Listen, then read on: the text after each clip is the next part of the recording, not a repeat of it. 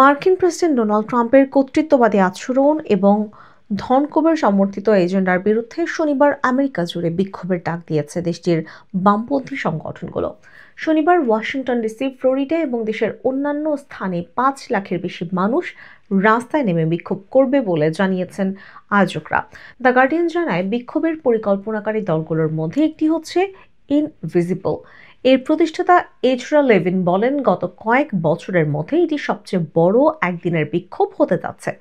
প্রতিবেদনে বলা হয়, সবচেয়ে বড় কর্মসূচি ওয়াশিংটন ডিসি ন্যাশনাল মলে অনুষ্ঠিত হবে বলে আশা করা হচ্ছে, যেখানে মেরিল্যান্ডের ডেমোক্র্যাট জেমি রাস্কিন, ফ্লোরিডার ম্যাক্সওয়েল ফ্রস্ট ও মিনেসোটার ইলহান ওমর সহ কংগ্রেস সদস্যরা জনতার সঙ্গে কথা বলবেন।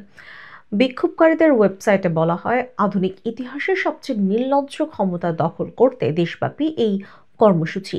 তারা বলেন, ট্রাম্প, এলন মাস্ক এবং তাদের কোটিপতি বন্ধুরা আমাদের সরকার, আমাদের অর্থনীতি এবং আমাদের মৌলিক অধিকারের ওপর আক্রমণ চালাচ্ছে।